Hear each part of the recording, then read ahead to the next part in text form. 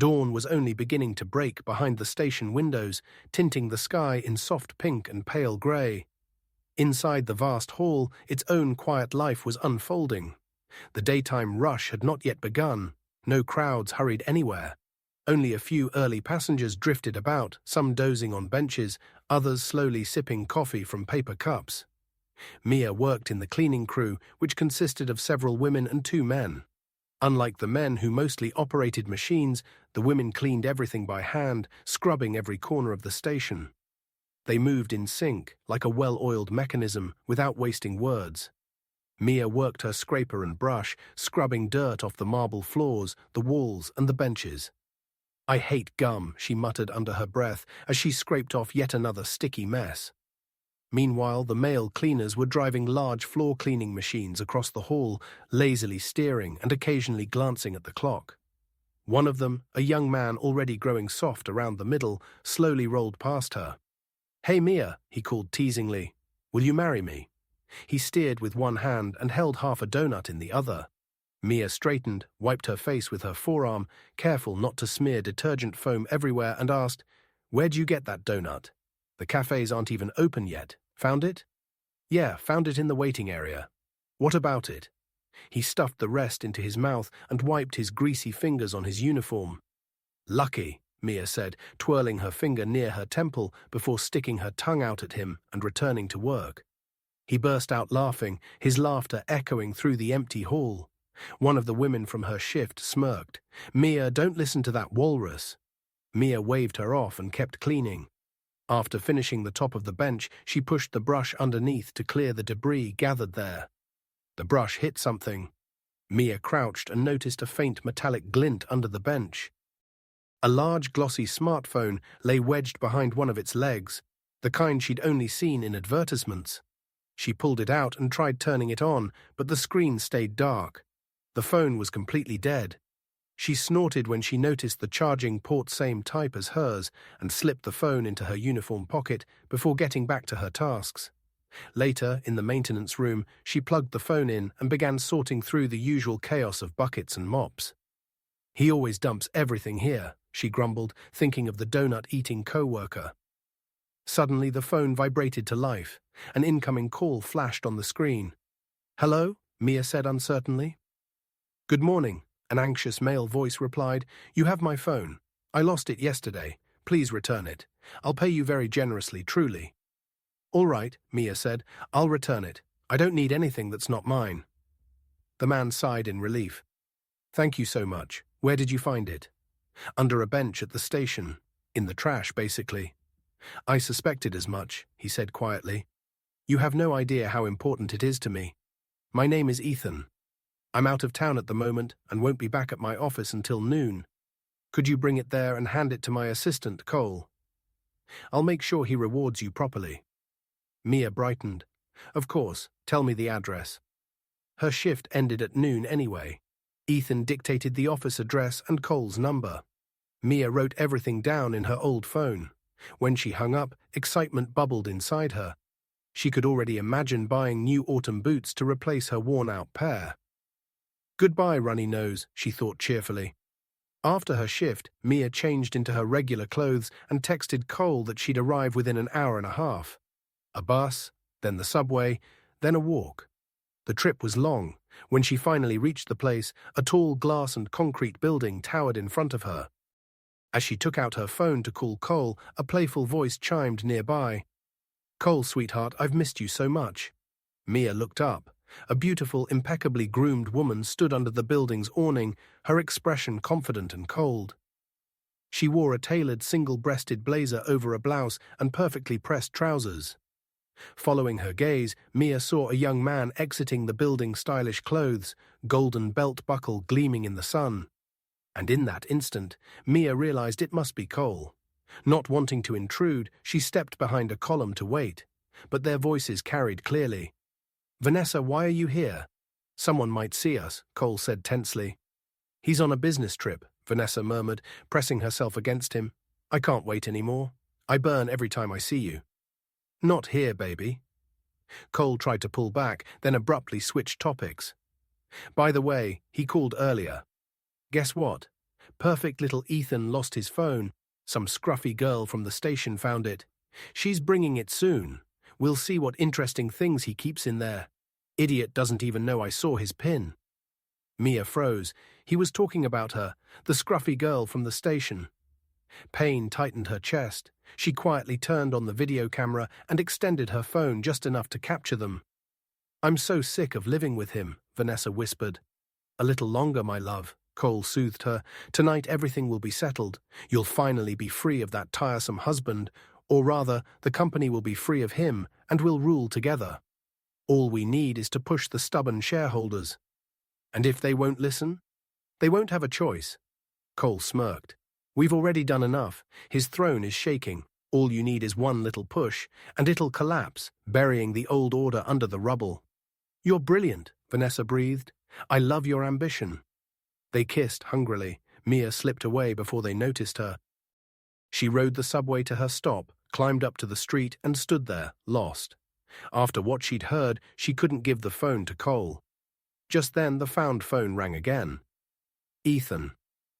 Why didn't you give my phone to my assistant as you promised? His voice was icy. I tried, Mia said quickly. Cole says I never showed up, but he claims you didn't come, Ethan interrupted sharply. I'm sorry, I couldn't. I'm sure your assistant betrayed you, and I think your wife did too. I overheard them talking. They're planning something to take your company away from you. Silence stretched, long, heavy. Mia opened her mouth to ask if he was still there when his voice returned tight, trembling. Are you telling the truth?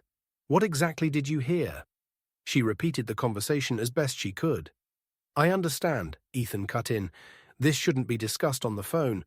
Where can we meet? An hour later, Mia sat at a small, cozy cafe she herself had picked.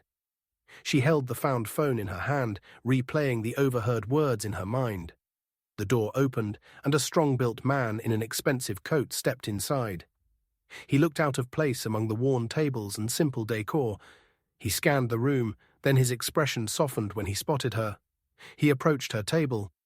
You're Mia, right? Yes, that's me, she said. He sat down across from her.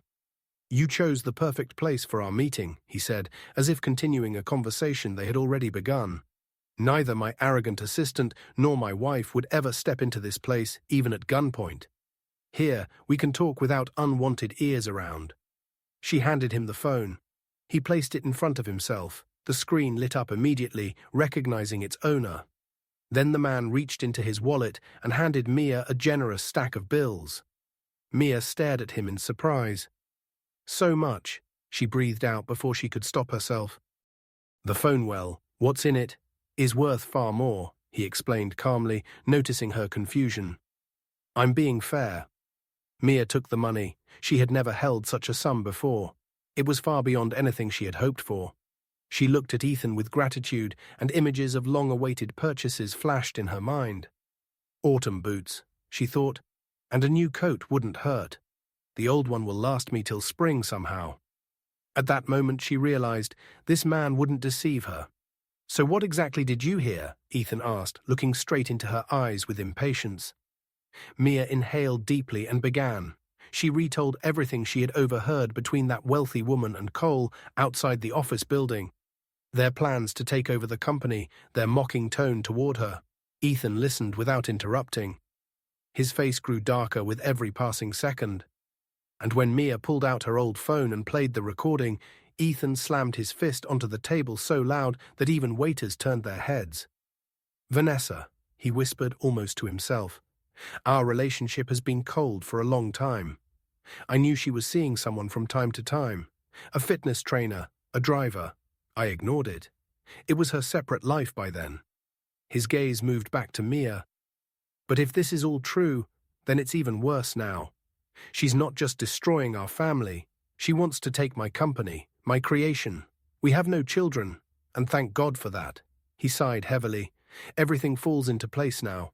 The losses in the last quarter, her sudden sugary kindness, his arrogant confidence, as if everything was already decided. And I thought I was simply tired. He ran a hand through his short hair, as if trying to shake off the dark thoughts. Mia listened, and something warm grew in her chest. Sympathy, understanding. She no longer saw a rich man, but a lonely, exhausted human being betrayed by the closest people. He was like her, only his world was much bigger and harsher. "At 5 o'clock I have a board meeting. I must stop them," he said, his voice firming. "But I have no proof except your words. Mia, you are my only weapon. I need your help. You can testify. Please don't refuse. I'll pay you enough to erase all your financial worries." Mia faltered. "It doesn't matter who you are," he continued. "Your voice matters. I want you to speak at the board meeting. Tell them what you heard. It's our only chance to expose them, and most importantly, they won't expect it." Mia swallowed. Money wouldn't hurt her current situation, and this was an opportunity like no other. "Well, let's try," she agreed hesitantly. Ethan's eyes lit up. He jumped to his feet. "We have only a couple of hours. Let's go shopping. Let's dress you properly." Mia glanced nervously at her clothes. "Why? I'm dressed fine. Jeans, a t-shirt, a jacket." She tried to joke, but her voice trembled. "Mia," Ethan smiled kindly, "I know the fashion now is unusual. But with all due respect to your torn jeans and worn-out jacket, we are going to a board meeting, not a youth nightclub. No one will take us seriously if you walk in dressed like this." She sighed. He was right. He drove her to an expensive boutique where they chose an elegant business suit for her. When Mia let down her hair and put on a subtle shade of lipstick, Ethan froze. "You look incredible, Mia. I hope you hear that often." "Thank you," she whispered, blushing. In the mirror she saw almost a different person, a confident, strong woman. Even the pompous Cole wouldn't dare call her a shabby girl from the station now. By 5 o'clock, Ethan and Mia arrived at the office building. Mia felt uneasy in the expensive suit, but remembering that it would all be over soon and that her financial troubles would be gone, she straightened up and stood beside the determined head of the company. Ethan looked calm, but she sensed the tension in his shoulders. "Walk right behind me," he said quietly. "Don't talk to anyone, just stay close. I'll handle everything and then give you the floor." They entered the building and headed to the elevator. When the doors opened, a spacious conference room appeared before them. Everything from the massive table to the luxurious chairs screamed power and wealth. Mia felt tiny and out of place. Around the table sat men in expensive suits, and among them Vanessa and Cole. Both froze when they saw the newcomers. A flicker of anxiety crossed Cole's face before he hid it. Vanessa didn't bother to hide her contemptuous smirk. The meeting was already in progress. The chairman gestured for them to take their seats. Ethan sat straight, head high, showing no trace of fear. His charisma filled the room. "Mr. Ethan, we were just discussing the results of the last quarter," the chairman said dryly. "Gentlemen," Vanessa spoke, rising from her chair, "as one of the senior shareholders, I would like to initiate the discussion of our recent and frankly disastrous quarter." She cast a proud, dismissive look around. "Yes, Ethan has run the company for years, and everything used to be fine. But the world is changing. We must adapt. We need new blood." "New blood," one of the older shareholders echoed reluctantly. "Ethan has always handled things well." "Recent results indicate otherwise," Vanessa replied triumphantly. "And I propose we consider Cole for the position of our new CEO. Young, ambitious, and most importantly experienced." She sat down, throwing Cole a loving glance. Ethan stood up. Silence fell. Mia admired how calm and steady he looked. Her fear receded. "Respected shareholders," he began, his voice firm, "the losses we've suffered are not due to my mismanagement. They are the result of sabotage. Cole, as my assistant, had full access to all financial documents." Cole laughed loudly. "You're blaming me. Ethan, don't try to shift responsibility. You're the CEO. Everything falls on you, which means the failures are yours." "Yes," Ethan nodded. "I am responsible, and therefore it is my duty to uncover the cause of our losses. And I have." He turned to Mia and pointed. "This woman is a direct witness to the conspiracy between my assistant and my wife." The shareholders looked at Mia with doubt. Cole sneered. "You brought a cleaning lady from the station here to tell us fairy tales. Gentlemen, do you believe her?" Mia's cheeks burned with humiliation, but she stepped forward. "I can prove my words," she said. Her voice unexpectedly was steady. "I have a video." The conspirators paled. Mia handed her phone to Ethan and he connected it to the projector. A moment later, the room echoed with the gleeful, treacherous voices of Cole and Vanessa. "I'll get the controlling stake," Cole said confidently. "And I'll become the richest widow," Vanessa purred. When the video ended, the room fell silent as a tomb. Ethan spoke calmly. "And that, gentlemen, is the real reason for our losses. Betrayal within our own ranks. And please write if you liked my story, and be sure to subscribe to our channel.